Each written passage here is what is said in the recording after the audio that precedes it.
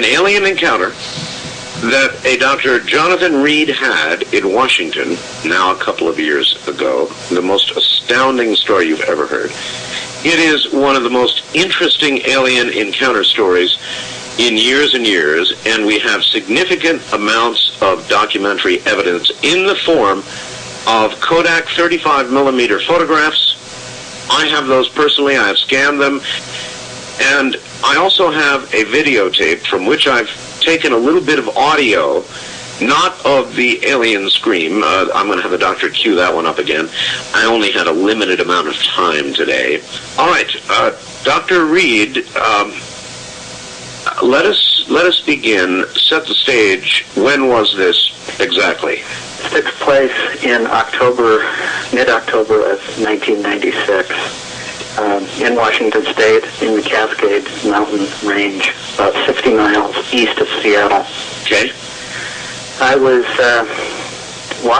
hiking with my dog, a day hike, and I had a golden retriever, Susie, and we just decided to take the day off and, go for a beautiful hike. We have wonderful mountains and great places to take your dog. After walking for about an hour and a half, hour 45 minutes from where I had left my car,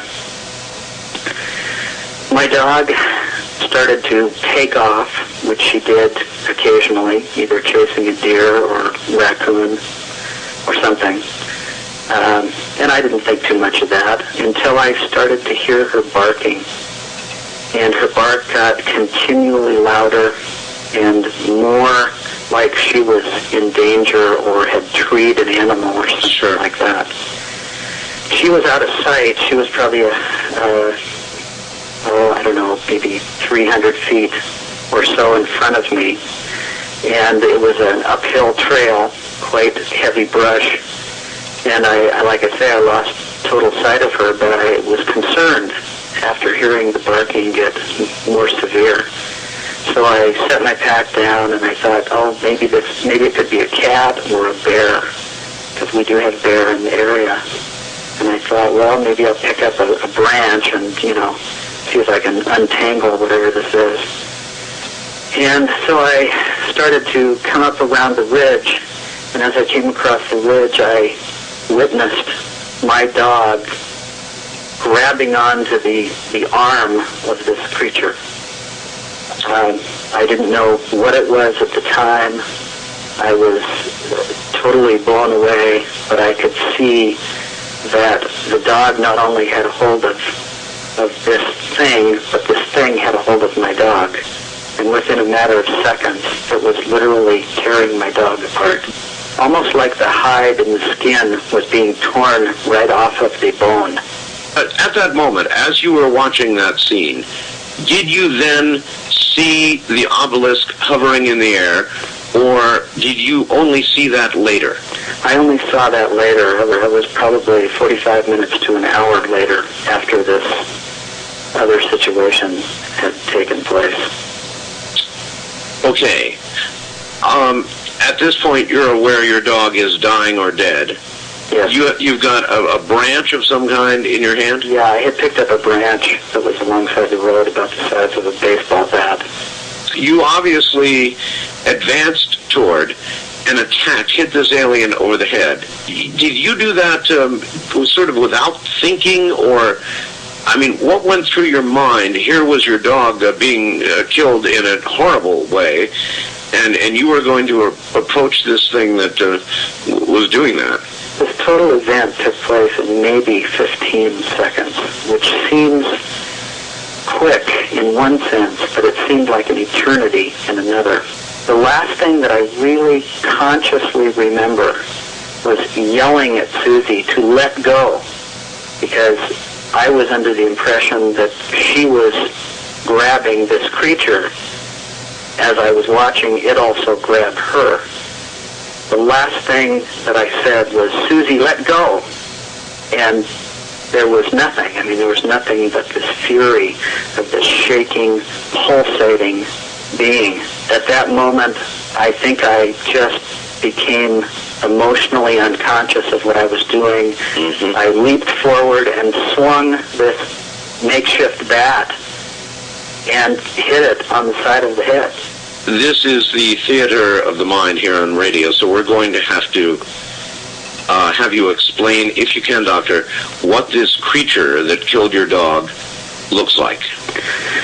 Well, this entity was approximately 4.5 feet tall. I later measured it at 53 inches exactly. It was very small in dimension, childlike, except for its head. Its head seemed a little out of proportion to the small body size. When I say childlike, I mean approximately the proportion of maybe a 5 or 6 year old child. Maybe the appendages, the arms and legs, a little bit longer, but very thin torso.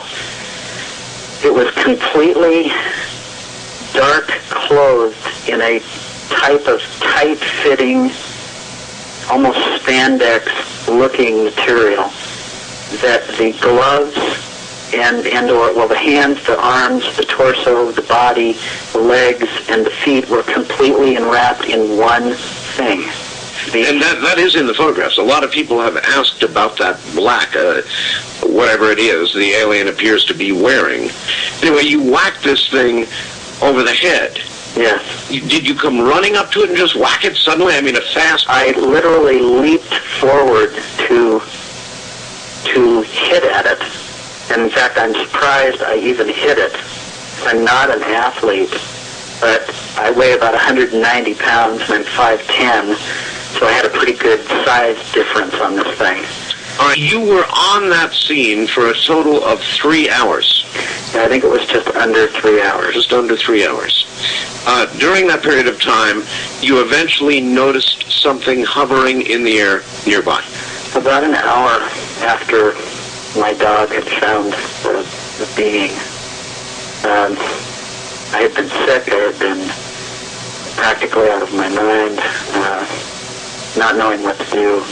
Almost couldn't stand at times, and then regained a little bit of composure. And it seemed for a long time like everything had stopped, like the air had gone dead. And for some reason, all of a sudden, I felt like I could hear a sound. And I thought, maybe it's another camper, or maybe it's another hiker. And I thought, maybe I can get some help, because I needed help. And I kind of ran up the path about 30 feet, and I listened, and I couldn't hear anything, but I almost could feel a humming type of sound, almost like when you feel static electricity against the hair on your arm or the back of your neck. Sure. And I tried to listen close enough to where it was coming from, but I couldn't determine where it was coming from. It was so subtle. And I ran the other way down, back toward where I had dropped my backpack, maybe another 60, 70 feet. And I couldn't hear it at that point. And I thought, well, it's gone. Maybe they're moving away from me, or, maybe it was in my mind.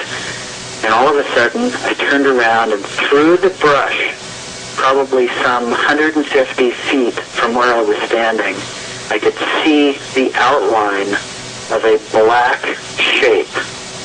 And at first, I thought, well, what is that? Is it a tent? Is it, I didn't know what I was looking at. When I first got the photographs, Doctor, I thought it was a ship. And obviously the vehicle, the creature landed in.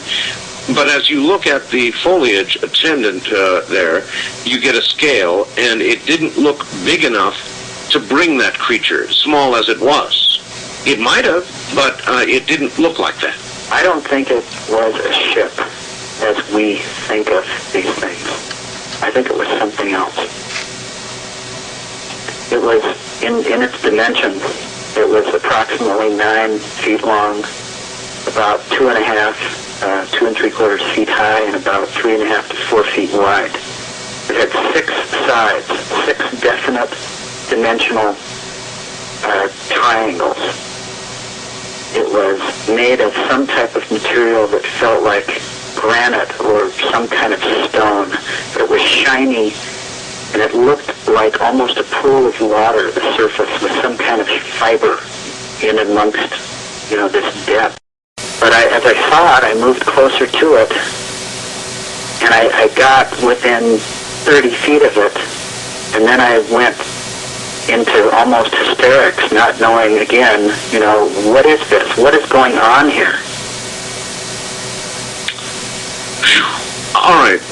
You obviously eventually you got to the point where you got enough composure to wrap this creature up in this blanket you had brought. Well, what I thought, the way my mind was working, was that nobody will believe this. And if there's anything I can do to preserve the body so I can bring somebody back to help me and maybe save it so I can show somebody. But that's what I tried to do. At first I thought about burying it. I thought about, trying to put it up in a tree. I thought about, digging a hole and covering it up, probably halfway because I didn't want to look at it anymore. I didn't want to deal with it, and halfway because I wanted to preserve it. So I ended up saying, well, if I take this thermal blanket and put rocks around it on top of it, then I could somehow preserve this. Maybe if I put branches on top of it, animals wouldn't come and bother it. And I thought, well, maybe if I wrap it up and roll this thing up in this thermal blanket, I can, put it against, the hillside and pile branches or something alongside of it. Well, so I decided to roll the creature into the blanket, and that was the first time I touched it, and basically put it somewhere where I could come back to it later. Well, while I was moving it, I realized it was extremely light. The total weight was probably, 52, 55 pounds. And I looked for a place to put it. I looked for branches. I really couldn't find anything, so I thought, okay, I'll drag it back down the trail. And I basically carried this thing and looked for a place to hide it. And pretty soon I realized I had walked all the way back to my car. So here you were at your car with this wrapped up creature. You did what? Threw it in the back of the car? I threw it in the back of the car, got in the car, and sat there for about probably 10 or 15 minutes without doing anything. It was just kind of like coming back to reality for a moment. Well, all right. So you drove straight home? Well, I drove home fairly straight, as straight as I could considering what had happened. I had to stop a couple of times because I continued to get sick, and I actually got out of the car and tried to get a little fresh air. I did stop at a ranger station, but there was no one there, and I was hoping to, get some kind of help for myself. I felt dehydrated, my head was throbbing, my hand felt like I had, smashed it in a car door or something. And I was very tired, but I just kept driving after that until I got home. And once I got home, I felt like, again, I had come back to civilization, except for the fact that in the rearview mirror I could see this large, wrapped-up item that I had brought back with me. So you got home and you put the creature, as I recall, in your freezer. Yes. I started thinking about what to do with it. I was afraid, I was upset, I didn't know what I should do. I thought about burying it. But I was so sick, I wasn't going to do anything at that time. And I thought, well, it's a piece of meat. I guess I need to preserve it if I'm going to show it to anybody. Sure. So the garage was right next to my car, and that's where my freezer was. And it wasn't in the house. It wasn't connected to the house. And I didn't want this thing to be connected to me. So I figured that, without thinking, I just decided that's where it should go. And so in it went. You had a big enough freezer to store this thing, I take it. Oh yeah, I had a large freezer. And practically empty. And practically empty. So in it went, and you locked up the freezer and walked away. I locked the freezer, closed the garage door, and went into the house and tried to just relax, tried to calm down. At this point, did you consider calling the police? Now you've got a phone. The Rangers weren't there, but you could call 911. Yes, I had thought about calling the police. I had thought about calling everybody. You know, I had thought about calling NASA, the National Guard, anybody. Sure. You know, I didn't want this thing in my life. And I don't know how to explain the feeling I had, but I was so exhausted that when I could barely get in the house. I picked up the phone, I called my girlfriend, she wasn't there, I left her a message, said, "I'm home, call me." Very important. I called my best friend Gary, he wasn't home, I left him a message, I said, "Call me or come over immediately."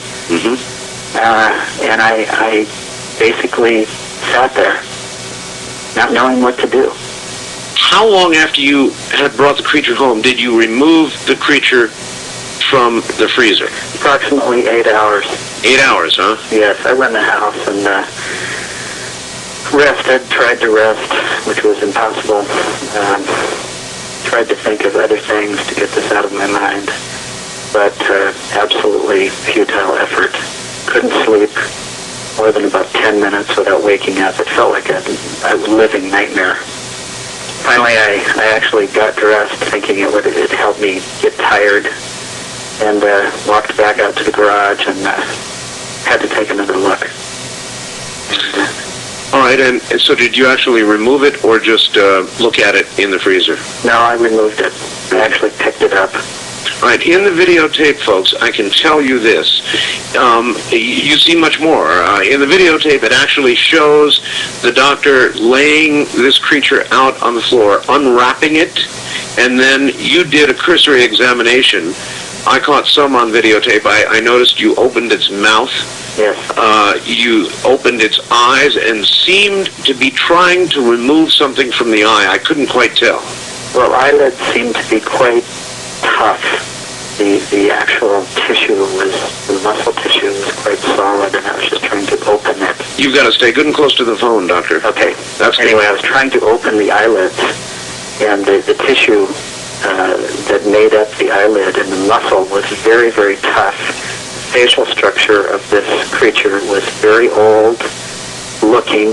Yeah, it looks very old. Coarse skin, almost like a pig's skin. Yeah, and you can see veins, clearly. Or what we would think of veins, anyway. Right. The neck was exposed to all of the different muscles, and you could see subcutaneous veins and or some of the ligaments actually in the neck. The color of the tissue was somewhat of a pinkish blue at first. It's in the woods. But once I had gotten it home and it had been wrapped up for, well, probably eight or 9 hours and in the freezer, the color of the tissue changed a little bit. It became more of a brownish blue, brownish pinkish blue. It was definitely darkening, but I assumed that was possibly due to the freezer. Yeah. After that examination, you wrapped it back up, put it back in the freezer. Yes. After that examination, you wrapped it back up, put it back in the freezer. Yes, I did. Was there anything notable you can tell us about the examination itself, other than what you said about the eyes? Oh, there was the clothing. The clothing was made out of some strange fabric, and at that time, I did not attempt to remove it or peel it back. It was almost like it was adhered to the skin. It was almost like it was glued to the skin. But it was interesting from the standpoint that the hands and the arms and the torso were all one. It was like one big glove. The creature had 3 fingers in this glove, but after another examination where we actually probed the bone tissue and felt through this outer, what we call the skin suit. Mm-hmm. It actually had 5 fingers. The glove itself was more like a mitten, but it had 3 large fingers, one for the thumb and 2 fingers in each of the other. Was it, Doctor, was it meshed together with the rest of the clothing, what you're calling this Mittner glove? Yes, it was all seamless. Seamless. And you tried to cut into it, didn't you?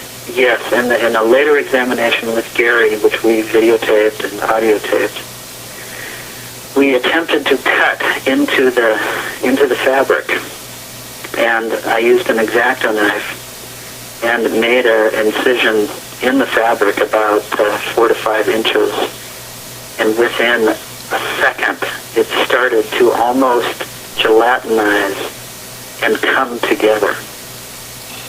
That was a second examination. Yes. Following that examination with Gary? Yes. Where is Gary now? At which point? Second examination? No. Or currently? Currently. Gary is gone. After about the 9th day, and we had encountered all kinds of trouble and problems with being followed and having people go through our house and being run off the road, and numerous events. Gary went in one direction, I went in the other to secure some evidence in another place, and that was the last time I've heard from him. What kind of doctor are you? Psychologist. Psychologist. Research psychologist. Developmental psychiatrics, which is child development. Mm-hmm. When did you end your practice? That day. That day. That was it. You're literally, I don't know if on the run is the right word now, but I think that's pretty close. Pretty close, huh? And Gary is too, and you have not heard a word from Gary? No.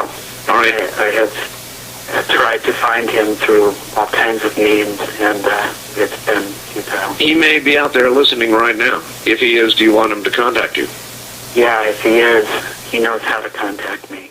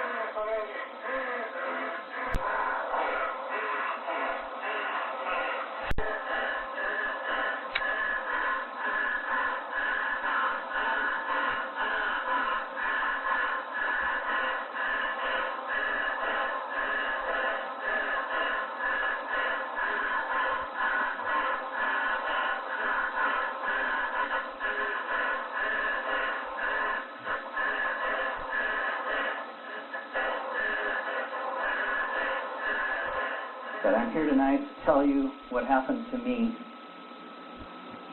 on October 15th of 1996. Is there anyone that hasn't heard this story?